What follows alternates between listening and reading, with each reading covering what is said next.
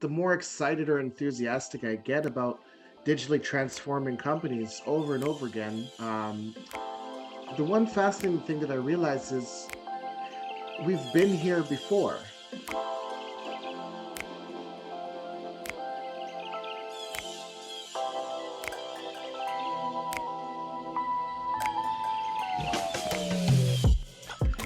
All right, Kyle, how you doing, brother? Not bad, Shawn. How you been? Good, good. So for today's conversation, we're going to talk about what digital transformation means to you. Let's get it. Oh, for sure, for sure. So digital transformation, traditionally, there's several definitions, but it's usually evoke a change for a product, which is indicative of new technology. And I would think probably most important is their cultural change. So how we think and how we develop ideas and how we actually do some of the transformation with organization. For me personally, I find that the more excited or enthusiastic I get about digitally transforming companies over and over again, the one fascinating thing that I realize is we've been here before, right? Right. Before there was computers in the office, there was typewriters. Before there was typewriters, there was, paper and pen was the dominant. Before you go to a bank, before there was ATM machines or even banking from our phone, you had to go into a teller. Um, Right. so I find that digital transformation is like a cyclical phenomenon that continues to revolve over time, or showing us as there's new tools, there's new abilities or capabilities to do our day-to-day ways of working. We Mhm. can weave those into the fabric of how we work, and it will have a fundamental shift in the speed, the timing, our ability to collaborate, our ability to Mhm. communicate, and a Mhm. variety of other benefits that come as a result of leveraging the tools and technologies and techniques, um, and weaving it into the fabric of our business. Yeah, that cyclical nature is powerful. And if my thought is like if you want to really see the future, you're not actually looking forward, but you're looking in the past, and Mhm. Mhm. that'll be a strong indicator of how the future will play out. But no, that's an interesting way to put it. I don't disagree. I find that it is cyclical. It's something that always exists. I think what is probably new is maybe the terms that we Mm, utilize now. But any way you spin it, right? Digital transformation, continuous improvement. Um, what I think the audience, the clients, the employees, what they hear is change, right? That there is that's a true. change. So um, whether whether you convince them it's for the better or it's necessary for us to be on the forefront of change and technology and process, I think ultimately they hear the word change.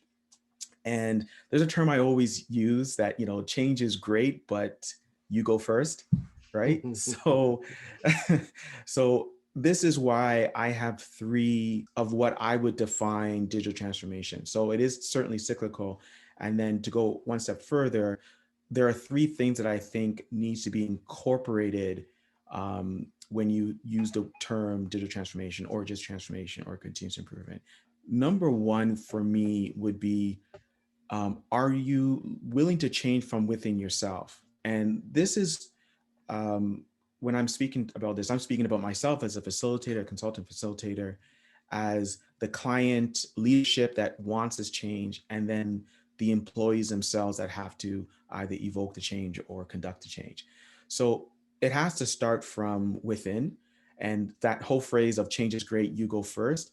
I can't have a discussion about transformational change or continuous improvement if I'm not um, condoning or if I'm not practicing these type of concepts themselves. So, you know, I've have maybe about plus, no, yeah, for about 15 plus years of being a 6 million black belt. So I got chained a while back in the financial sector. But since then, I have to continuously look at some of the methodology and concepts that I've learned 15 plus years ago and see what is still relevant now. Finance sector, you know, the Sigma component of it was heavily utilized in that environment. When I moved over to healthcare, lean used. Um, After that, I learned more about lean startups when I went to work for a few startups and consult as sprints as I started doing continuous improvement that also incorporated systematic ways of implementing design and implementing solutions that are technology based. Those were several iterations of me trying to continue to improve my craft. I would say that for any client, for any employee, for any individuals like in our community, we should always be looking at continuous improving within ourselves. So that's where we first start. Are we willing to make some changes within ourselves? Yeah, I couldn't agree more. Especially in a leadership capacity. I've seen, one thing, statistics, the numbers don't lie. Most changes at large scale organizations has a really high, over 70% failure rate. And Mm, it's largely due to, like, when implementing a change, the leaders have to champion that change themselves personally. If you're not, if you're in a capacity where people are looking for you to drive the change or to believe in the change through you, if you're not living it yourself, it doesn't come across as authentic, and mm, it feels like something that's being imposed on the staff or the team, but not being done with the team. Um, right. yeah, so having the change be something that I personally do alongside of my team members is really the only way that I strive. And I, even within my own team and my own company and places where I've been the leader within companies, I've always tried to be the change as well, so Hmm, I can hmm, go hmm. through the adjustments that I have to personally make to tools that I'm using or processes that I'm doing, or even with the things that I don't want to do, by just being authentic and living it and trying my best to embrace and understand the change, Right, helps those around me better recognize that we're all in this together, and right. ultimately have them take a different perspective on the change itself. So couldn't agree more. Well said. Well said. Another component I think is my definition of digital transformation is the all or nothing concept. Now, I strongly believe that you can't, it's not that you're destroying everything that's in the past, but you are making a dedicated effort to say, whatever was decided that this is what we're going to try to transform this for the benefit of whatever requirements or goals or strategies to align to, that it can't be 1 foot on the left side and 1 foot on the right side, right? I'm not sure if I'm saying it right, but it has to be an all or nothing, that we're going to go ahead with this change. And while it's going to be difficult, it's no time to go back. Meaning, an example I've heard you say is, hey, we're moving away from we're going to a paperless environment. So there's certain circumstances that we're going to stop utilizing paper to manage some of our processes. We're going to start sharing our and collaborating in a different way, utilizing X tool as opposed to back and forth emails. We're moving away from paper and going to electronic PDFs. Now, every one of those examples I give is hard, and it's not right the first time. But as I would think, what is required from ourselves, facilitators, contractors, the clients, and the employees is that this is where we're marching to, and we're not going back. And so you can't have that mentality of, well, if this doesn't work, we can go back to what we used to have. From a transformation, my definition is an all or nothing type of philosophy that needs to be in part of that definition. Hmm. Yeah, yeah, very strong point. And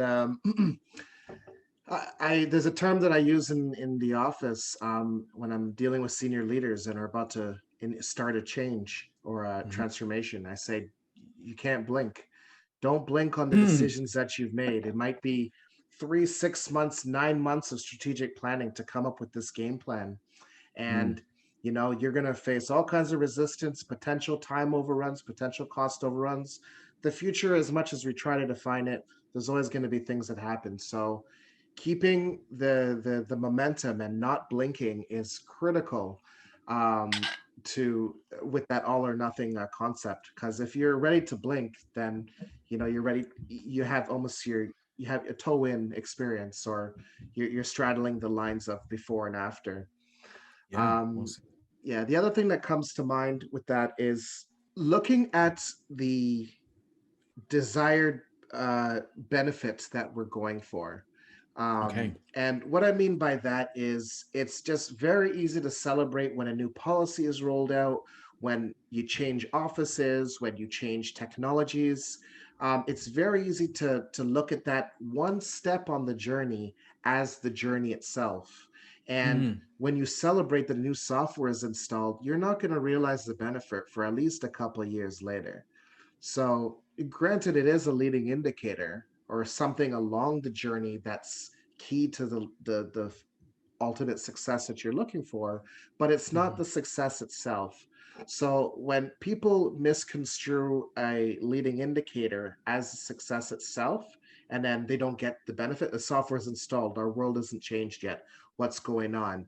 I think people need to reconsider what the tangibles are, why they're what benefit they're seeking, and why they've initiated this journey to begin with. Well Tesla said. comes to Well said. mind. I mean, he talked about the batteries this week, and his leading indicators are super strong. One, his production capacity continues to increase Hmm. um, with the gigafactories opening up and bringing production in his other factories. And second, even though it's not sexy, or you got 2 years until the new cars at 25,000 come to the market, the progress that he's making, the efficiency of the battery, these are very, very strong leading indicators. So, not Hmm. something to say we've transformed batteries now, but the path that he's going is really exciting, and it leads to that benefit that we're looking for over a 2 to 3 year period of time. So. Mm-hmm. Well said. Well said. Another example that comes to mind is the ability to mobilize and gather information. So I think it's critical that the users that are responsible to either lead the change or come up with the change, we have to spend, I would say, a tirelessly amount of effort to get all their input so that it's included in the requirements. So transformation can't be a singular. I think I've mentioned at the beginning, it's a collaborative. And to go a step further, it is involving even the people that need to be informed or consulted, have their input into some of this transformational change. And then I would go and add a caveat to that as well. You should also include, particularly if it's a direct customer change that's going to impact a customer, you should also have the customer experience incorporated into your transformation.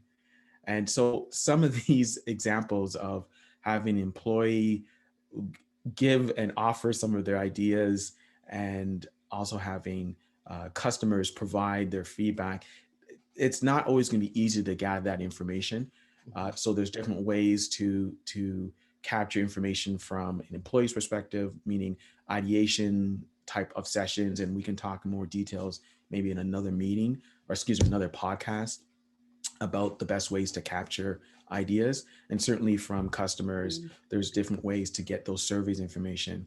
Capturing of information from the employees as well as customer experience is a critical definition that should be part of digital transformation. Absolutely. Yeah. I find that it gives an enriched understanding. Not everybody needs the numbers. Yes. I live on the numbers. The numbers don't lie for me, but I recognize that people don't always need the numbers to know if something's going the way they want it or not. Hmm. What I find that the numbers provide, especially when incorporated early, it gives people an enriched understanding. We've made a 1% improvement. We've made a 10% improvement. Um, customer complaints, we used to get 20 a day, and now we're down to 2 a day. Right. I, Right. I find that the ability to naturally quantify, just even in our head, gives a lot more specific kind of a confidence in um, things are improving at a both a touchy feely state as well as a measurable state. Um, yeah, the other thing about that is when waiting to the end to measure, We don't get there. If you build in a culture of measurement and gathering information as the changes are happening, then it has the ability to create a snowballing effect, especially when positive results are starting to be recognized. So it's Perfect. incredibly powerful function to have in your business. Perfect. Now, those are my definitions, and you gave a few. Is there any other ones you think we should include? I think you've hit it right on the head, man. I think those are really, really solid. All right, man. Cool. And I guess so. There you have it, folks. What does digital transformation mean to you? Cheers. All right, man. Talk to you soon. All right. Take care, brother. Peace. All Peace. right, peace.